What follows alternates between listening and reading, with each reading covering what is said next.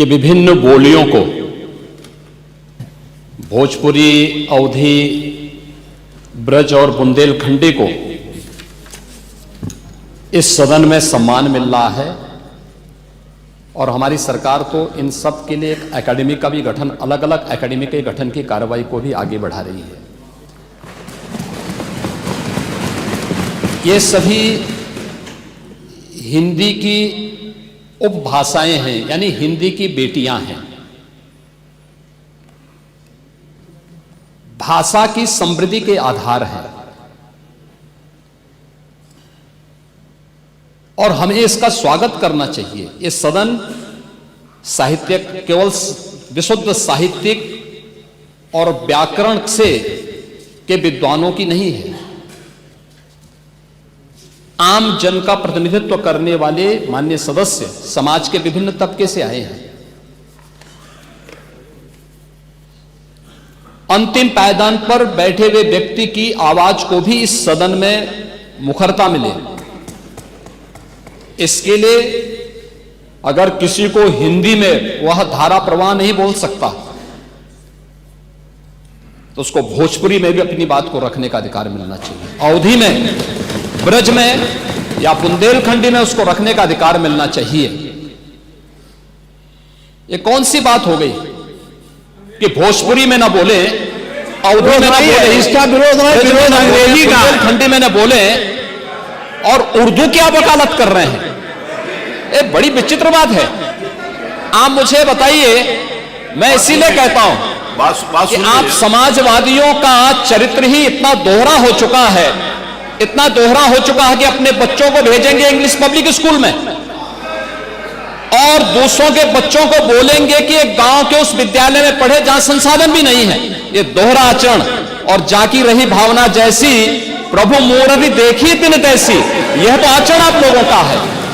इसीलिए आपने कल भी भोजपुरी का विरोध किया, अवधी का विरोध किया, बुंदेलखंडी का विरोध किया और आप लोग अपने दैनिक जागरण में, दैनिक जीवन में इस प्रकार के आचरण के आदी हो चुके हैं।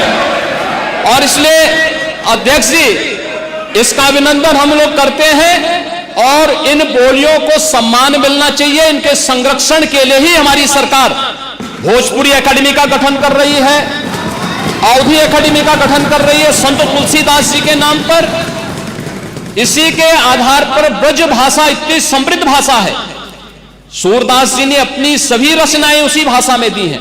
संत तुलसीदास जी ने अपनी कालजयी रचना रामचरितमानस, जो इस सदन में ही नहीं, उत्तर भारत के अंदर और भारत से प्रवासी हुए जितने भी ऐसे लोग हैं जो मॉरिशस में या दुनिया के फिजी में या दुनिया के किसी देश में गए, उनके संकट काल में रामचरितमानस ही तुलसीदास जी का अवधी भाषा में रचा गया, रामचरितमानस ही उनका सहारा बना था। और आज जब उसको सम्मान मिल रहा है तो आप उसका विरोध कर रहे हैं। बड़ी विचित्र सी स्थिति है। आप हर अच्छे कार्य का समाज, आज के यही ढोंग है आप लोगों का, यही ढोंग है। हर अच्छे कार्य का आप विरोध करेंगे, हर अच्छे कार्य का आप विरोध करेंगे। हर अच्छा कार्य जो प्रदेश के हित में है, देश के हित में है, आप उसका विरोध करेंगे।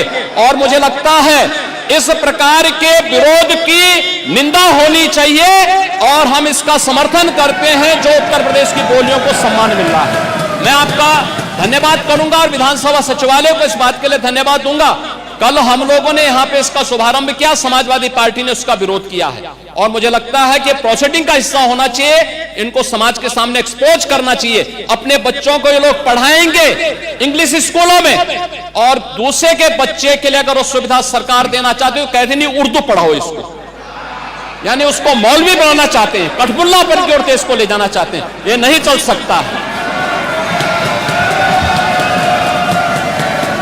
उर्दू भी इस प्रदेश की बोली है, तो उर्दू में क्यों नहीं यहाँ विधानसभा में किया जाए? उर्दू भी उत्तर प्रदेश में बड़ी संख्या में बोली जाती है, तो उर्दू को मेरा केवल विरोध अंग्रेजी का, क्योंकि अंग्रेजी से अंग्रेजी कौन गांव में जानता है? यहाँ बोला जाएगा तो अंग्रेजी में कौन समझेगा?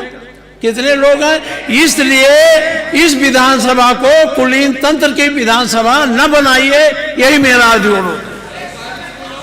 इसमें मैं माननीय मुख्यमंत्री जी ने पूरा विषय रख दिया है, अब उसमें कुछ कहने की गुंजाइश नहीं है।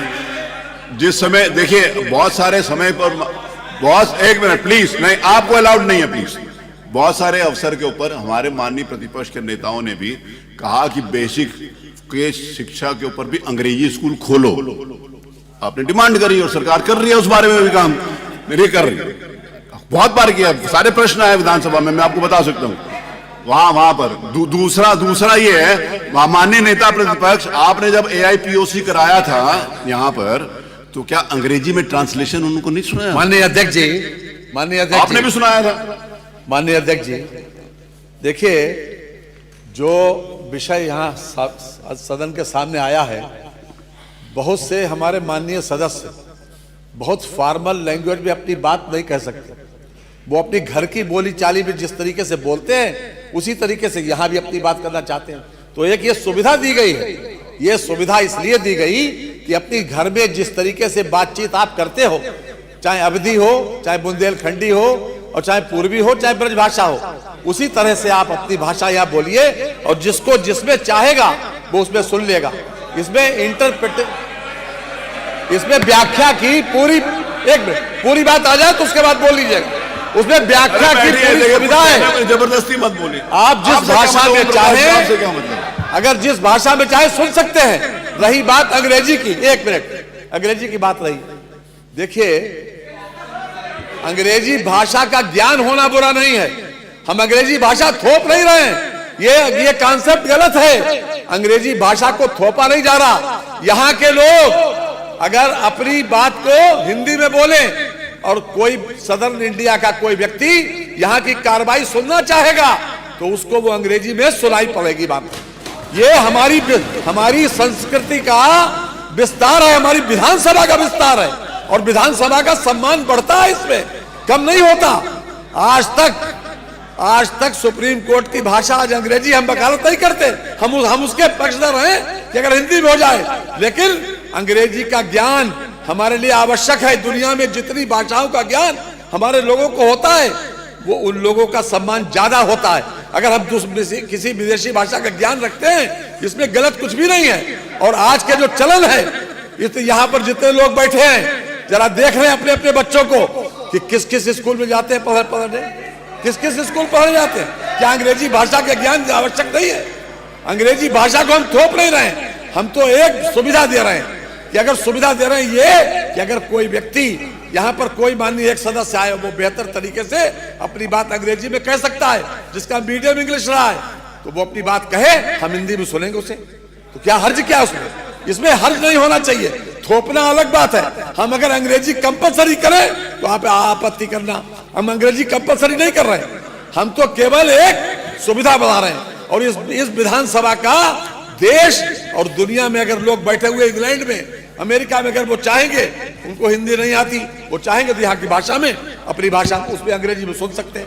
तो ये एक सुविधा दी जा रही है, इसलिए आपको विरोध नहीं करना चाहिए। माननीय माता प्रसाद जी, कल जिस तरह में आपने, क्षमा करिएगा, हमको आपका विरोध का एंगल है, और नहीं तो आप पूर्वी भाषा का बात हो आप विरोध करो, ऐसा आप कभी नहीं करते। एंगल विरोध का है, क्योंकि आपकी दृष्टि विरोधी है, एक दृष्टि विरोधी बन गई कि हमें विरोध करना है। नहीं, कल आपने किया था, आज नहीं करे, कल किया था, मैं केवल और केवल जो अंग्रेजी आप इस विधानसभा पर थोपने जा रहे हैं उसका विरोध कर रहा हूं। कोई थोपने नहीं जा रहे हैं, थोपने नहीं जा रहे हैं, एक सुविधा बढ़ाई जा रही है। आज भी सुप्रीम कोर्ट में आज भी बहस इंग्लिश में ही होती है, आज भी होती है, हम उसको थोप नहीं रहे हैं। संस्कृति बढ़ाएंगे।